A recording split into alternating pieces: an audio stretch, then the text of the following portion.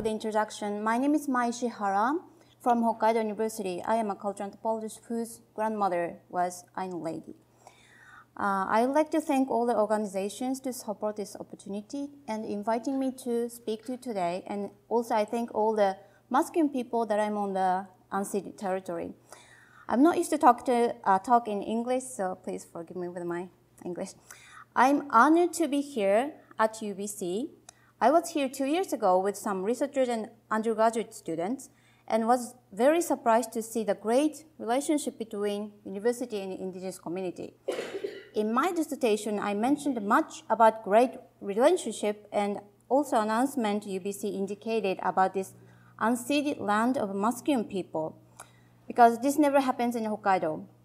We didn't even have a critical perspective workshop last year, which was celebrated Hokkaido 150th anniversary. Hokkaido, or in broader view, Japan is a support of international nations, people, or community to reconsider our colonial history and post-colonial current issues. In this talk, I will examine the situation of people with Ainu heritage by exploring the concept of what I call Liminars. Liminars are those who do not belong to any established social category and are not necessarily in between within a particular society. I found the Ainu situation quite different from how other indigenous communities are treated in other parts of the world.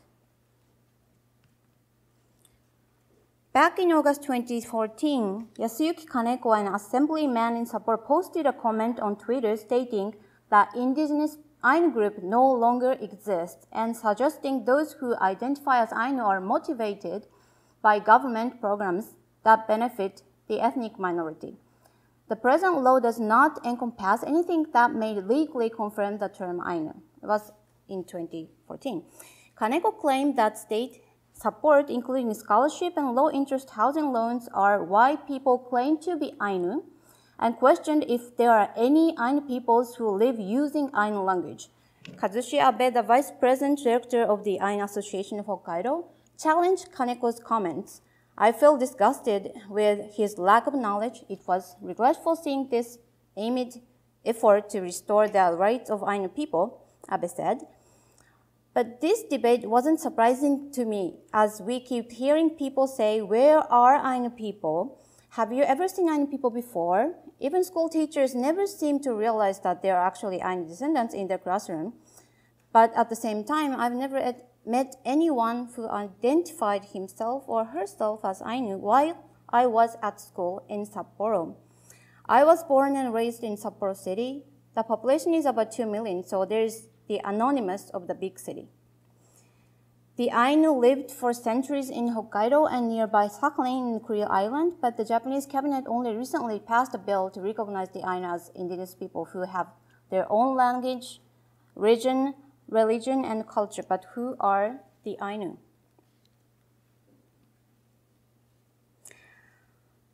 According to the survey conducted by Hokkaido government in 2017, the Ainu population of Hokkaido was a bit over 13,000, based on the number of those who identify themselves as Ainu. Some assume there could be around 100,000 people who have Ainu heritage across Japan and beyond, but they are often invisible and silent, so they remain inaccessible. I am one of them. Some research points out that people who don't express their Ainu heritage are either denying their identity or hiding. The issue of indigenous identity is very important, however. To consider the current situation of those with Ainu heritage, it is even more important to grasp the Japanese social structure, especially regarding race and ethnicity. I learned that in Canada, a population census is conducted every 5 years. The latest is like this. And I was struck by the fact that many kinds of ethnic and cultural backgrounds were reported, like 250, and about half of the population is multiracial or multicultural, and more than half of the population claim that their ancestors are from somewhere, places other than Canada. In stark contrast, Japan is often portrayed as being homogeneous, In Japanese census, there is no category to indicate their ethnicity or race for Japanese nations, but there's a category for foreigners. Japanese nationals are thus supposed to be nationally, ethnically, and racially Japanese. Research indicates it is very hard to conduct a survey of Ainu descendants who are hiding their heritage. Therefore, nobody grasps the whole picture of Japanese society. The otherness, different cultures, people, and history are not taken into consideration, and there isn't much space for discussion about differences within a society. I'd like to talk about why most of Ainu descendants remain silent. It is not enough to indicate that those people are afraid of discrimination, but we need to illustrate how the social structure of Japan and colonial history stole the history and voices of people with Ainu heritage who are like me. In order to understand that, we need to unpack the complicated word minzoku. The Japanese word minzoku can be translated into English as ethnicity or nationality. It refers to a group of people who share culture, language, and identity. Ainu people nowadays are Japanese nationals with a Japanese citizenship and speak Japanese language and practice Japanese culture. I am a culture anthropologist, so my point of view of culture is something keeps changing. In Ainu case, there have been almost no reservation, and everybody had to live individually in Japanese society by their own. It was almost impossible to stick together for most of Ainu people for almost 1 century. There are reasons why the culture had to be changed. Some of you attended the concert last night, and so Mayunkiki and Tomoe, I think it's in the back, they sang and danced very beautifully. And that was very special because it is really hard to inherit the traditional culture for many Ainu descendants. What I have experienced was much different. Well, my mother and very close relatives never even uttered the word Ainu to each other. When I was 12, I saw my mother was raising her voice talking to her cousin and said, "I told my husband's family about my minzoku." It was a very strange occasion to see my mother talking like that, and I didn't understand the meaning of minzoku. I was only 12.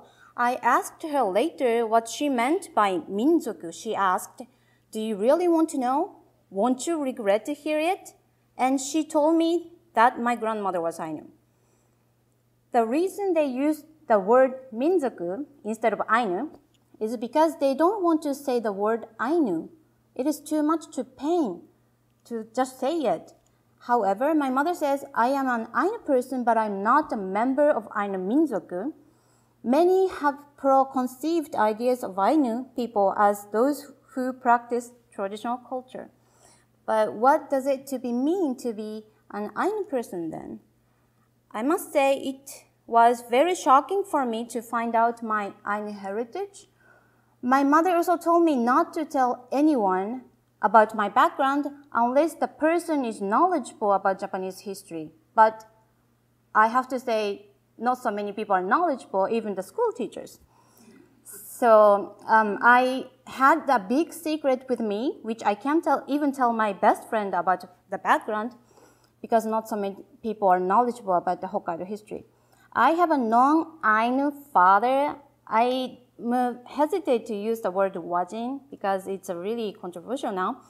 So non-Ainu father whose ancestor was in the Kotoni colonial troop, which was the first group of Japanese people to settle and develop the island of Hokkaido. I assumed I had never met Ainu people until then without knowing my heritage. I don't identify myself as Ainu, but people never accept my explanation and just treat me as Ainu. People tell me that I'm refusing my identity or searching for my identity. To me, it is very violent to be said that. Some people tell me to be just Japanese if you don't choose an identity. But as I indicated, in Japan, the classification of people is just Japan or the other. So if you have a different blood, it means you are not majority Japanese. More Ainu people I met, more excluded I felt. it is not just about my identity issues, but the social structure that makes me feel very uncomfortable to live with. I needed to know why people never tried to hear my voice. I started a journey stretching back to 100 years of my family history to get back to the stolen history of my own.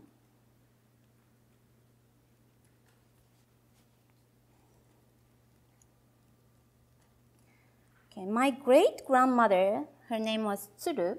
Tsuru is like crane in English. She had a Japanese name. She had tattoo around her lips, and she lived with Ainu traditional culture, and her mother tongue was actually Ainu language.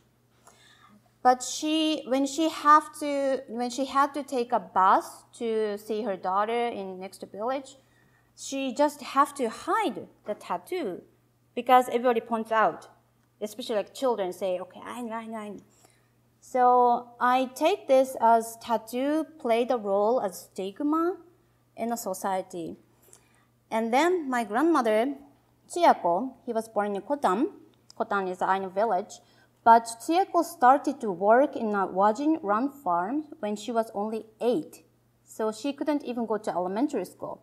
And she sometimes had to eat rotten rice in the farm. So she never tried to practice any Ainu culture after that because she knew that was not a good way to survive in that society. So for her, that was the only way to survive. Becoming Japanese was the only way to survive in a Japanese society. So decided to marry a Wajin man or non-Ainu man so as to reduce the percentage of Ainu blood. And this is really sad because denying their own blood, it means like denying yourself. Then my mother Itsuko didn't inherit any Ainu culture because like my grandmother was trying to be Japanese. But racially, she was treated Ainu. So she had a non-Ainu father, but she never was treated as non-Ainu because so I think there was a one drop rule of blood. So if you have a one drop of blood, you're Ainu. So people were recognized as Ainu in her village.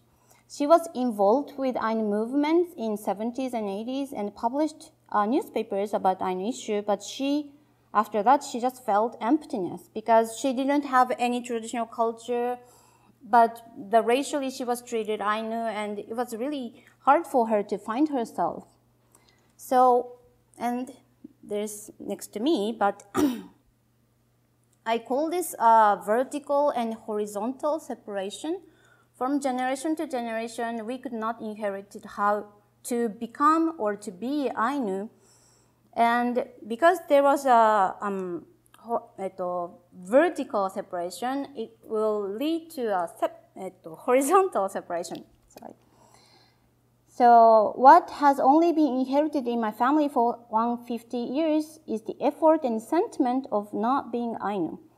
For my ancestors, that was the only strategy to survive in Japanese society, but invisible racism in Japan does not allow those Ainu descendants to become completely Japanese.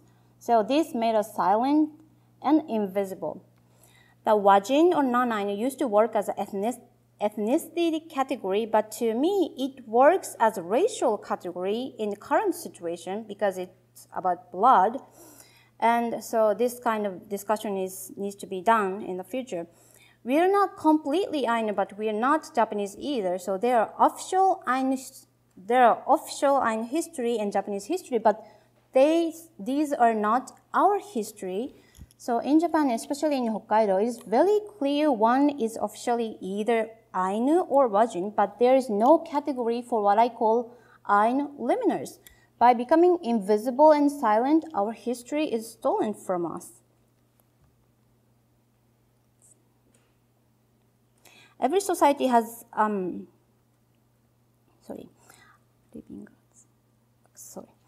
Seeing American society in my youth, I realized how hard to live with a different background in Japanese society. The experience in the United States prompted me to get involved with international education, and I worked as a teacher for 5 years. I kept asking myself, shouldn't we know about Japanese diversity first before we see other countries? So I left this teaching job and entered a graduate school when I was 28, and I decided to become a cultural anthropologist to pursue this question. Every society has its own way to classify society, people, and culture. In Japan, classification is either Japanese or others who have discriminated minority blood. The Liminars who are lost between structural categories or do not belong to any established categories are permanently excluded from such classification. So there is no classification for someone like myself who has a mixed heritage as Ainu or indigenous settler.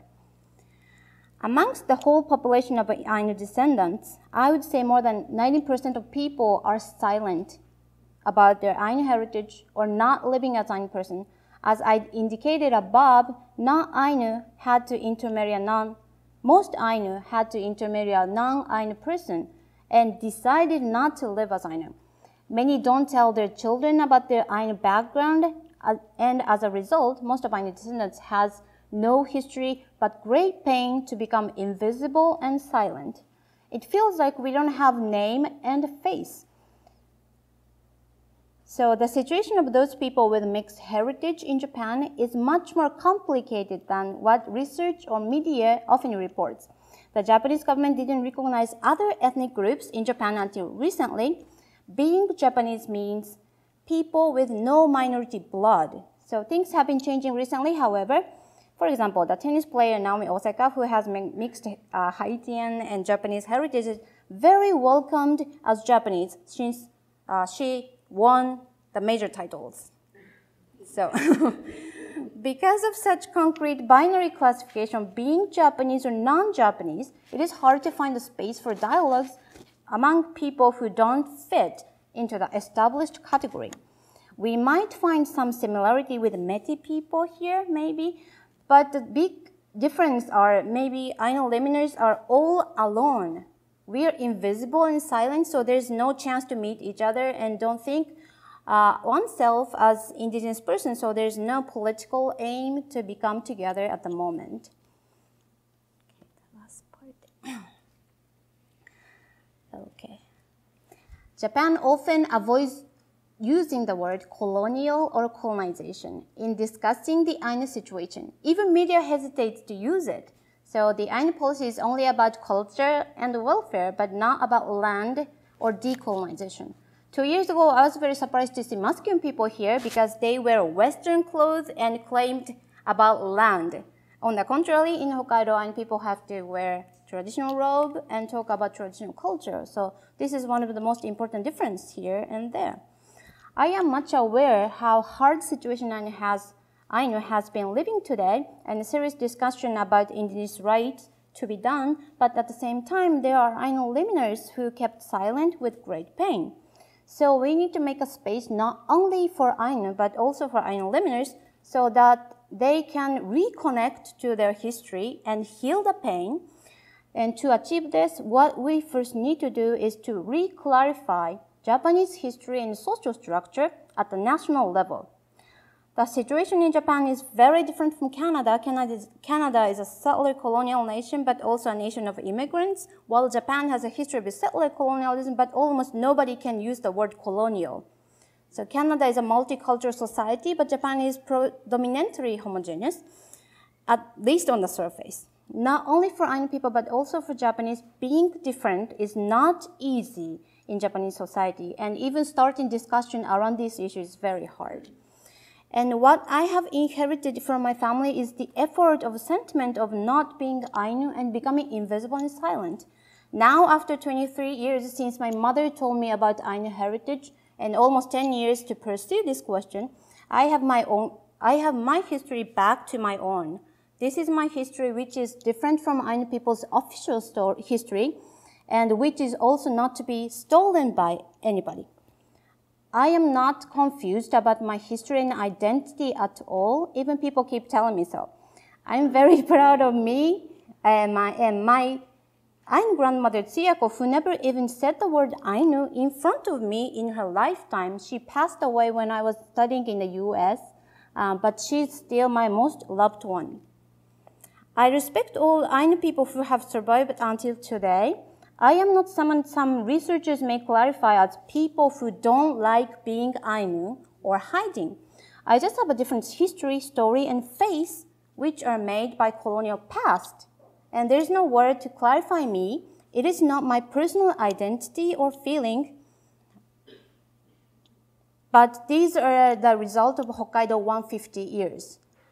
But if the classification only recognizes two different groups as Ainu or Wajin, indigenous or settler, I never exist in the history and present. Thus, in the official census, just as other 100,000 people who have Ainu heritage but being silent or not knowing their heritage. Even I'm here today in front of you, I'm speaking to you, I am still invisible and my voice might not be heard if you just see me as Ainu, minority, indigenous person, or even just Japanese. So, another name of Hokkaido is, many people mentioned, it's Ainu Moshiri.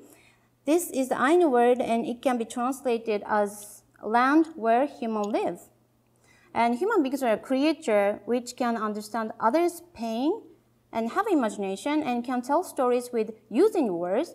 What I have done is take my history back, and this is the first step of my decolonization. So now is a time of decolonization when we face each other's pain and start telling and sharing stories for a new path for the future. And people will be able to see and hear Ainu Liminars who are now still invisible. So thank you very much for listening.